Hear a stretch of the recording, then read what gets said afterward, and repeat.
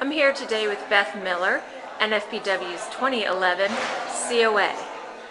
Beth, can you tell us how it felt to be honored by your colleagues in NFPW?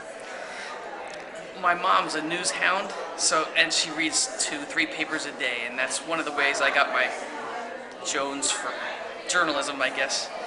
She loves everything I do, but when your peers and other journalists and writers and communicators think you're doing okay, that is a really cool feeling, because they know what the business is like, and they know the challenges, and if they think what you've done is worth noticing, it's really shocking and a great pleasure, and I'm very thankful. Tell us how your career started. I actually was hoping to be a lawyer. That's what I was thinking I would do. And my college advisor suggested I take journalism. And when I did that, I realized something clicked, and I loved it. And I got a foot in the door job in our sports department at the News Journal in Delaware. And I really enjoyed that. I had a lot of experiences I wouldn't have had otherwise, because I'm not really an athlete.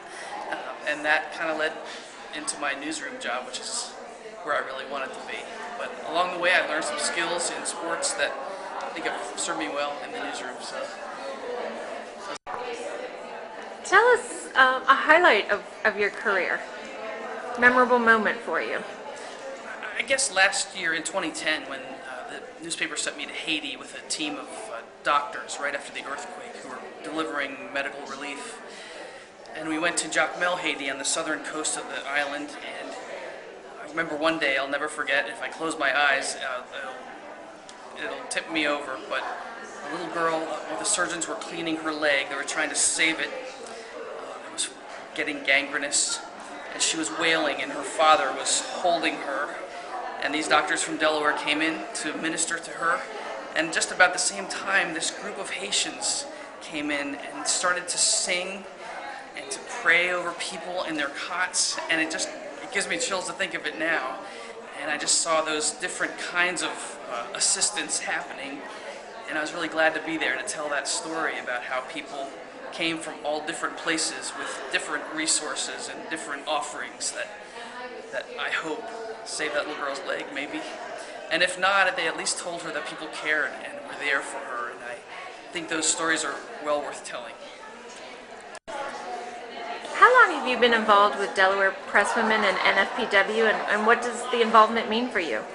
I'm not sure the exact date I joined, but what I've loved since I've been involved in the Delaware Press Association and with NFPW is the kind of booster shot effect you get from rubbing shoulders with people who have laid a path for many journalists and writers and communicators and have really struggled through difficulties, and you can see where their work has made a difference, and you can see the value they give to journalism and to the First Amendment, and it gives you just a real sense of that it's worth the effort and the struggle. And sometimes it is a struggle, and sometimes it's a joy.